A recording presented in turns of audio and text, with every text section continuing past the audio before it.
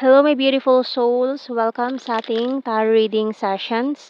Keep in mind, general reading po ito, maring mag-resonate, maring hindi. Kunin niyo na lang po kung para sa inyo and leave the rest. Maaaring mag-shift na energies or magkabaliktad ang sitwasyon. Kaya kayo na pong bahala kung saan kayo nakalugar sa reading natin. Okay, let's see.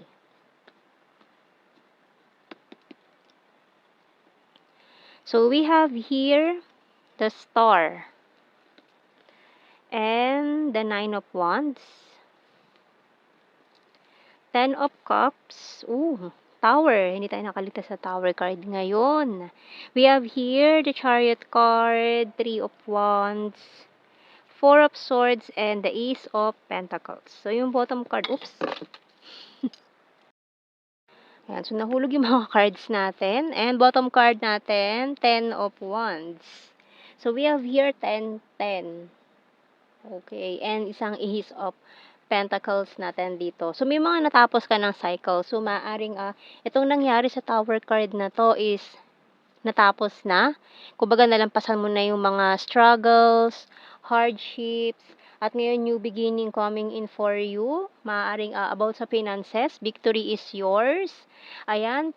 And maaring may mga nagpaplano din na about this new beginning na about sa work abroad or malayo sa iyong location ngayon. May job offer ka na tatanggapin or pinag-iisipan na tanggapin na nasa malayong location. Pwedeng outside ng bansa or pwede rin naman dito sa atin pero medyo malayo, ganyan. So, tingnan natin. Anong message ng Archangel natin? So we have here comfort by Archangel Azrael.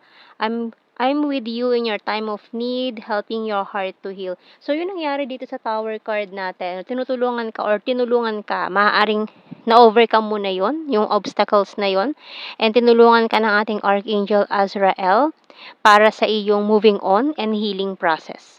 Okay, so tingnan natin sa mga signs and symbol cards. Kasi mukhang mukhang binitawan mo na itong excess baggage na 'to na nagpapabigat sa iyong damdamin, sa iyong puso, ganyan. So ang bigat-bigat ng pakiramdam pero ayan kasi lahat ng burdens dala mo nakapasan sa balikat mo itong mabibigat na pagsubok na ito na hindi mo mabitawan in the past na nag-cause ng Tower card natin diyan. So, let's see. We have here coffin. So, ayan, new beginning coming in.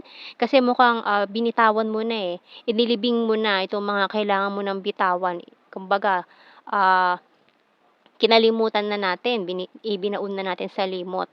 Yung mga bagay na yan na hindi naman nagsuserve ng maayos sa atin or hindi talaga para sa atin, yung mga bagay na yon, kaya kailangan ng bitawan. So, we have here the lock and key. Ayan, tingnan mo, lock and key, magkasunod pa sila, di ba?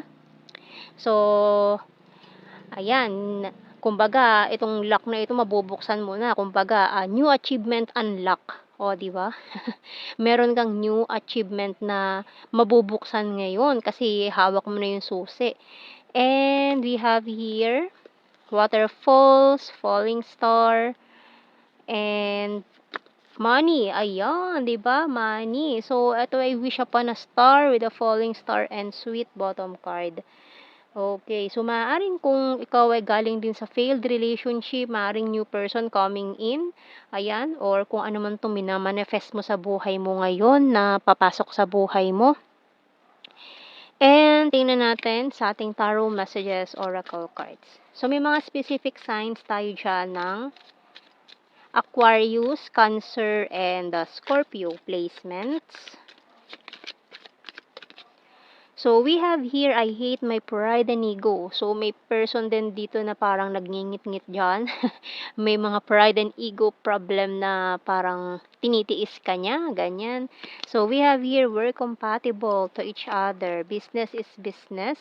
So, maaaring itong taong ito ay naging, ano mo parang, ang tingin niya sa'yo, kalaban ka niya sa business. Ayan. Pero maaaring, ma-pride lang talaga yung taong yun, pero parang may something siya na nararamdaman for you, ganyan. So, we have here, patiently waiting. The struggle is real.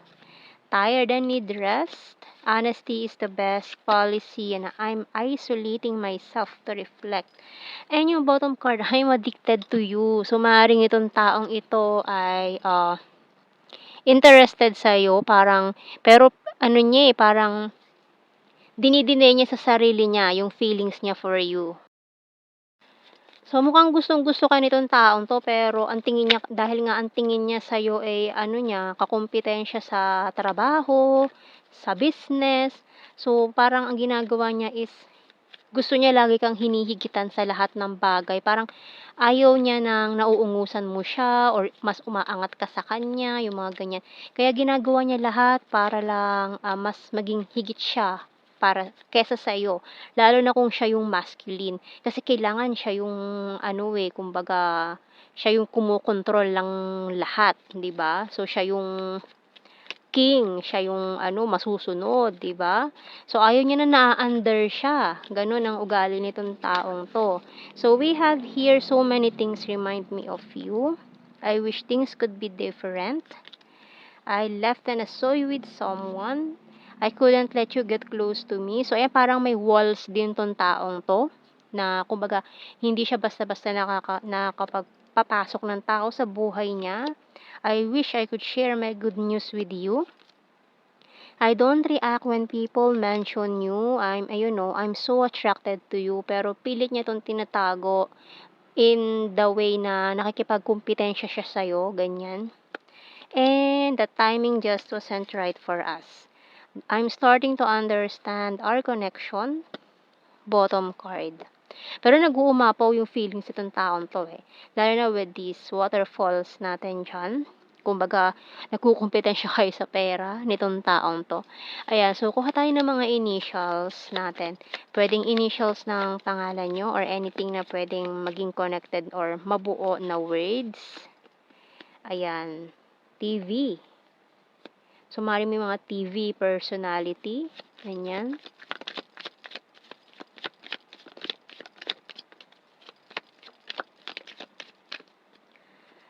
JR, Junior, N, F, S, C, P, letter Q,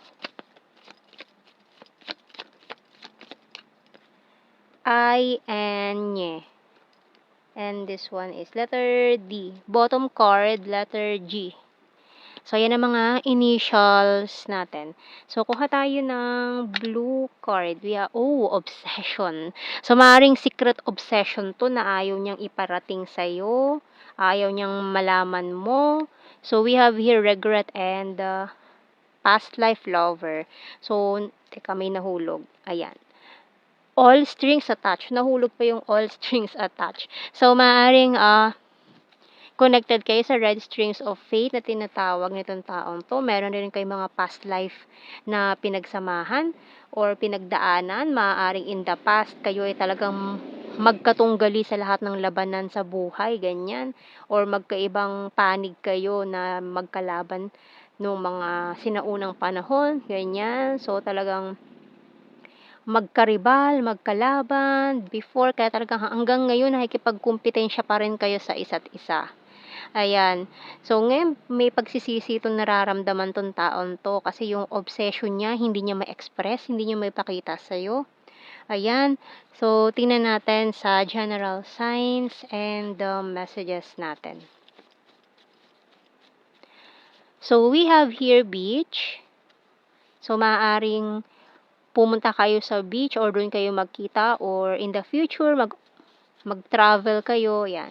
So, we have here practical, coins, ayan, talagang money, money, money, coins. Nagiging, kumbaga nagpapaka-practical kasi mas importante daw ang pera kaysa love life, no?